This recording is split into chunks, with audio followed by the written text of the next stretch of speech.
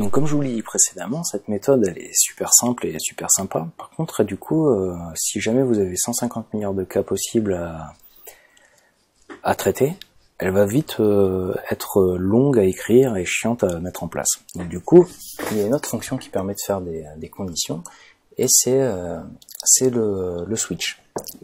Donc du coup, switch, comment ça fonctionne? En fait, il vous suffit d'écrire switch, comme ça, et de lui passer donc la variable que vous avez choisie. Ici, dans notre cas, c'est une chose, donc qui correspond à la valeur du gobelet choisi. Et de faire, voilà, d'ouvrir les crochets. Et là, du coup, on va lui indiquer des cas.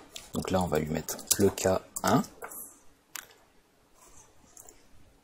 Donc le cas 1, c'est quoi? C'est quand on doit sélectionner cette valeur.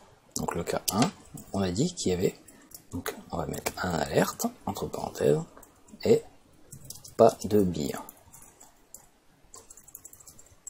Point virgule. Le cas 2,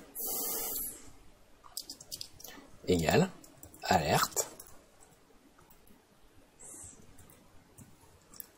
pas de bille. Point virgule. Le cas 3, égale, alerte, on dit bravo. Hop là, avec un V c'est mieux. Point virgule. Et on va lui mettre un cas par défaut, c'est pour tous les autres. Et ça sera alerte,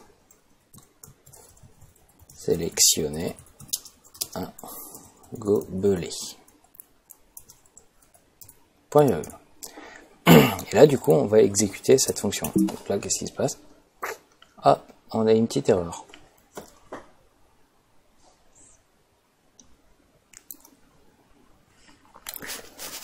Tout simplement parce que je me suis trompé, et c'est pas un égal qu'il faut mettre, c'est un 2 points. Voilà. Donc là, maintenant, si je le fais, donc là, sélectionner un gobelet, et par contre, derrière, on voit qu'il a fait pas mal de fonctions ici.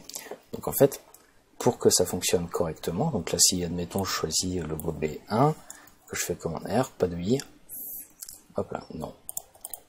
Je fais OK, voilà. Le problème, c'est que là, si j'ai choisi le 1, il va continuer à faire tous les cas. Donc là, il va falloir qu'on lui dise d'arrêter la fonction à chaque cas.